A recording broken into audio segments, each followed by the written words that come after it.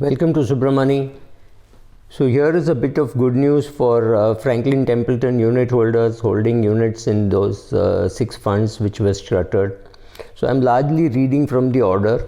So first of all, Franklin Templeton Mutual Fund, Supreme Court asks 9,122 crores be paid within 20 days to unit holders. Why is this figure at 9122? Because this was the number which was on 15th January when the court hearings must have started. After that, some maybe another 300-400 crores would have accrued or they would have received. Those amounts are not included here. Is it going to be exactly 9122 crore? No, this is subject to certain expenses like the custodian expenses. If there are certain other expenses which have not yet been incurred, those have to be still debited. I'm not getting into how much the numbers are, but that number can't be very high. So those have to be debited still. So subject to those amounts which are ordinary expenses, nothing special, no lawyer fees, nothing. That is the amount which is going to be disbursed. Now I'll read a little from the so first of all, it's a relief to unit holders that many other so-called well-wishers of unit holders tried to stop this money, and the court had to specifically ask, do you have any objection to the money being disbursed? Now such a pointed question had to be replied with no, and therefore you are getting the money. So you should thank the councils, you should thank the trustees, you should thank everybody, maybe the press, whatever you want to thank. Hopefully in another 20 days, that is 20 days from the date of the order. I am assuming that the order will be dated 3rd February.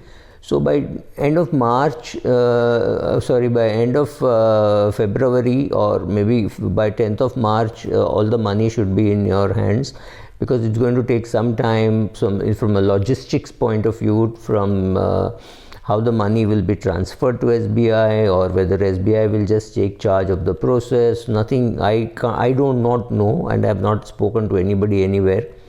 And the court has also said if there is any difficulty, they should come to us. So now let me read from the order. In an order, the bench of Justices Abdul Nasir and Sanjeev Khanna said, we have heard and concluded arguments on the validity of e-voting. The councils are ad idem that 9122 crores, the figure on 15 January, and subject to provisions on expenses and ordinary costs, should be distributed among the unit holders under the 6 mutual fund schemes in proportion to the respective interest in the schemes in the assets of the scheme, which means according to the number of units that you hold. The exercise will be carried on by SBI Mutual Fund, councils for both Templeton and the councils of SEBI agree. Then it also says parties are to move the court through an application in case of any difficulty. So there is nobody else whom they have to ask. For example, if Franklin Templeton has any doubt, they don't have to ask SEBI, they have to ask the Supreme Court. That's what this means.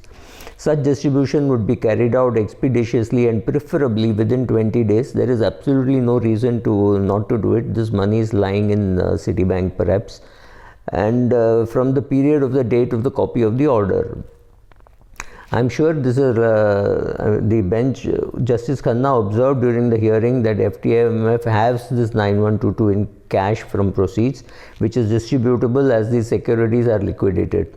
FTMF counsel Abhishek Singhvi informed the securities of another 14 to 15,000 crores are yet to be liquidated. I guess we all know that number.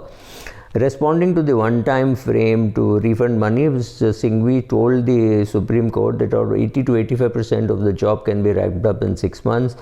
And that is the number which they have given to the court, saying in 6 months the whole thing can be wrapped up. And if they have no objection to distribution of mutual funds by SBI Mutual Fund, Franklin Templeton and I would fully cooperate with SBI Mutual Fund in this regard and furnish them the entire details.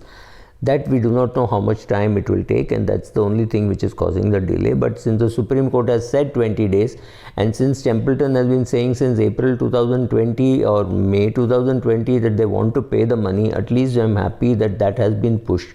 Further liquidation of assets, I have no clue, but I don't think now there is any legal position left, whether Kotak will do it, whether Deutsche will do it. I don't know whether these questions are going to come up. I will have to find out on my own. Right now I do not know.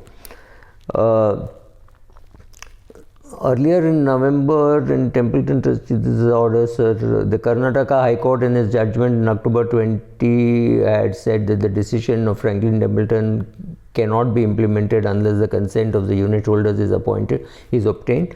Yes, all the unit holders' consent was obtained, and across the 6 funds, which is low duration, dynamic accrual, credit risk fund, Franklin India short term income fund, all those money will be available.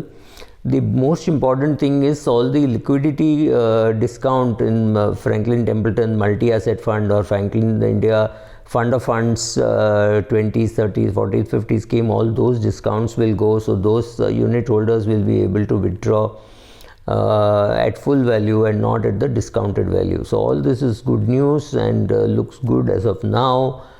If you are a unit holder holding, say, Franklin Templeton Ultra Short Bond Fund, you can expect to get about 50% of the money. So if you have 20 lakhs lying there, you will get your 10 lakhs. You can plan your cash flow. I'm pretty optimistic, and hopefully in the next 20 days, the process will start and be over, and you would have got the money. You do not have to do anything as an investor. You do not have to make an application. You do not have to call up anybody. The units of yours will be redeemed or proportionately it will be paid. So the number of units may not change, but the NAV will change. Thank you.